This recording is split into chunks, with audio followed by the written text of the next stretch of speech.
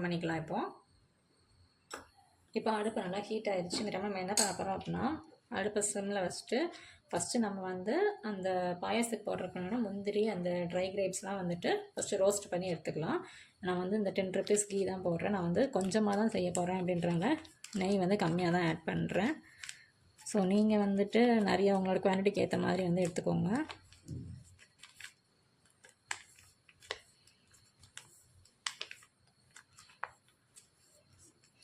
இது கொஞ்சம் ஹீட் ஆகட்டும்.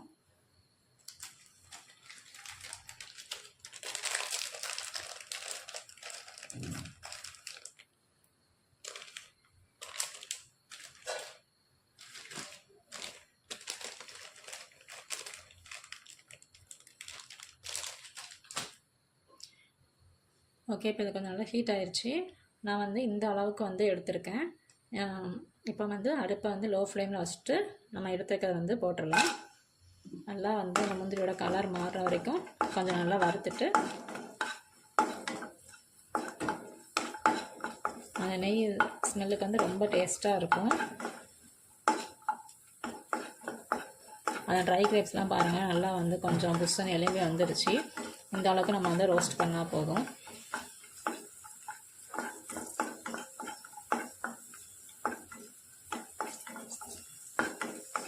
ஓகே, இப்போ வந்து நல்லா கலர்லாம் சேஞ்ச் ஆக ஆரம்பிச்சு நம்ம வந்து இதை வந்து நான் வந்து இந்த ஒரு பவுலில் ட்ரான்ஸ்ஃபர் பண்ணிட்டேன். இப்போ இது வந்து ஒரு வாரமாக இருக்கட்டும்.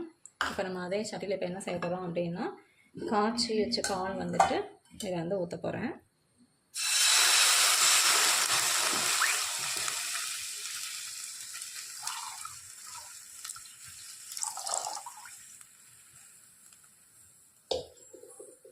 காய்ச்சின பால் வந்து ஊற்றியாச்சு. இப்போ இது வந்து கொஞ்சம் நல்லா ஒரு கொதி வரட்டும்.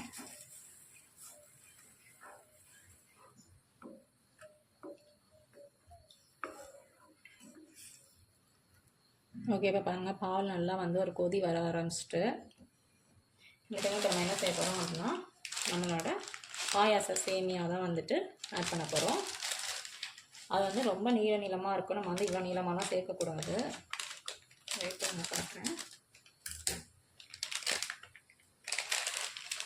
உங்களுக்கு வந்து எந்த அளவுக்கு தேவையோ அந்த அளவுக்கு மட்டும் எடுத்துக்கோங்க.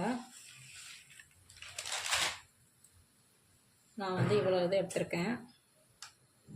இதுவே வந்து எங்களுக்கு அதிகம்தான். இதை வந்துட்டு நல்லா நான் வந்து இந்த மாதிரி குட்டி குட்டியாக ரெண்டாக உடச்சிட்டேன்.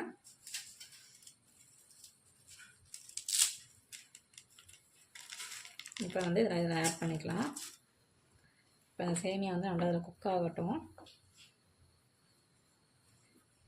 நம்ம அப்படியே கூட போடலாம், ஏன்னா சேமியா வந்து சீக்கிரமாக குக் ஆகிரும். நான் வந்து தான் இப்படி ரெண்டாக உடச்சி போட்டிருக்கேன். நீங்கள் வந்து உங்களோட விஷயம் எப்படி போடணுமோ அதுக்கேற்ற மாதிரி ஆட் பண்ணிக்கோங்க. இப்போ வந்து இதை கொஞ்சம் நல்லா கிண்டி விட்டுட்டு சேமியா வந்து கொஞ்சம் நல்லா குக் ஆகட்டும். அடுப்பு வந்து கொஞ்சம் சிம்லேயே வச்சு இது பண்ணுங்கள். இல்லை அப்படின்னா இந்த மாதிரி பால் வந்து சைடெல்லாம் ஒட்ட ஆரம்பிச்சிடும். சேமியா வந்து கொஞ்சம் வேக கொஞ்சம் டைம் எடுக்கும். நம்ம நார்மலாக உப்புமாவுக்கு போடுற சேமியானா கொஞ்சம் சீக்கிரமாக வெந்துடும். பாயாச சேமியான்றனால கொஞ்சம் வந்து ஹார்டாக தான் இருக்கும். இப்போ அடுத்து நம்ம என்ன செய்ய போகிறோம் அப்படின்னா, ஸ்வீட்காக நம்ம என்ன ஆட் பண்ண போகிறோம் அப்படின்னா, நம்மளோட கண்டென்ஸ் மில்க் தான் வந்து ஆட் பண்ண போகிறோம். ஓகே, இப்போ நான் வந்து பாருங்கள் ஊற்றுறேன். இது வந்து ஸ்வீட்காக தான். ஓகே, போதும். ஆல்ரெடி நான் வந்து நல்ல திக்கான பால் தான் எடுத்திருக்கேன்.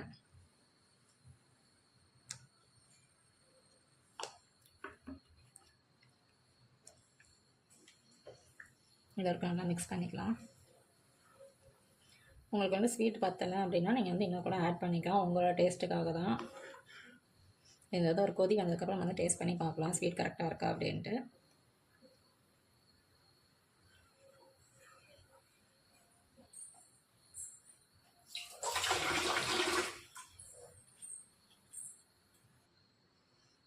இப்போ வந்து சிம்மில் வச்சு நம்ம வந்து மூடி க்ளோஸ் பண்ணி மூடி வச்சுருவோம். ஏன்னா அப்போ தான் சேமியா வந்து குக் ஆகும். சிம்லேயே இருக்கட்டும், நம்ம கொஞ்சம் லேட்டராக வந்து பார்க்கலாம்.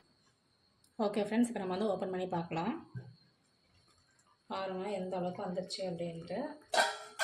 நல்லா குக் ஆயிடுச்சு.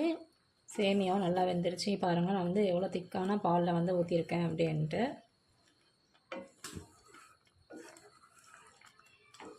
பார்க்கவே எவ்வளோ ஒரு டெம்டிங்காக இருக்குல்ல. சேமியா பாருங்கள் நல்லா குக் ஆகிடுச்சு. நான் வந்து எவ்வளோ கம்மியான குவான்டிட்டி தான் போட்டேன். பாருங்கள் நல்லா குக் ஆகி வந்துருச்சு. இப்போ இதில் நம்ம என்ன செய்ய போகிறோம் அப்படின்னா, நான் வந்து எல்லாமே வந்து கலர்ஃபுல்லாக சாப்பிட்டு தான் பிடிக்கும் அப்படின்றதுனால நான் வந்து ஃபுட் கலர் கேசரி பவுடர் வந்து ஆட் பண்ண போகிறேன். நீங்கள் வந்துட்டு இப்படியே உங்களுக்கு பிடிக்கும் அப்படின்னா இந்த மாதிரி எடுத்துக்கோங்க. அதே மாதிரி வந்து ஸ்மெல்லுக்கு வந்து அது என்ன சொல்கிறது, ஏலக்காய் பவுடர் அது பிடிக்குன்னா நீங்கள் ஆட் பண்ணிக்கோங்க. எனக்கு வந்து ஏலக்காய் வந்து சுத்தமாக பிடிக்காது அப்படின்றதால வந்து அதை சேர்த்துக்கல. இப்போ வந்து என்னடா பால் பாயாசத்தில் கலர் போடுறாலே நினைக்காதீங்க. இது வந்து எனக்கு பிடிக்கும் அப்படின்றத நான் போடுறேன். உங்களுக்கு வேண்டாம் அப்படின்னா நீங்கள் வந்து ஸ்கிப் பண்ணிக்கோங்க. ஓகே, நமக்கு வந்து எல்லாமே கலர்ஃபுல்லாக இருக்கணும் அப்படின்ற ஒரு ரீசனுக்காக தான் போடுறோம். பாருங்கள் கலர் எந்த அளவுக்கு மாறிடுச்சு அப்படின்ட்டு.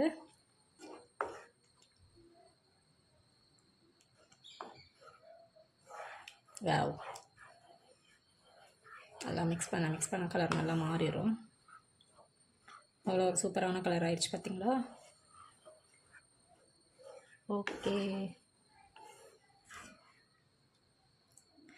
நல்லா ஒரு டார்க் ஆரஞ்சு கலர்லாம் வந்துருச்சு. உங்களுக்கு வந்து வீடியோ லைட்டிங் தான் உங்களுக்கு இப்படி இருக்கும், நேரில் பார்க்க வந்து ரொம்ப நல்ல ஒரு ஆரஞ்சு கலரில் இருக்குது. இப்போ ஃபைனலாக நம்ம என்ன செய்யணும் அப்படின்னா, நம்ம வந்து ரோஸ்ட் பண்ணி வச்சுருக்க இந்த கேஷ்யூஸ் இதெல்லாம் வந்துட்டு இதில் வந்து கொஞ்சம் கொஞ்சமாக போட்டுற வேண்டியதான். போட்டுட்டு இதில் நெய்யை வந்து நல்லா வளைச்சி விட்டுட்டு ஒருக்கா மிக்ஸ் பண்ணிட வேண்டியதான். அப்பா வாசம் சூப்பராக இருக்குது ஸ்மெல்லு. ஃபைனலாக அடுப்பை ஆஃப் பண்ணிடலாம்.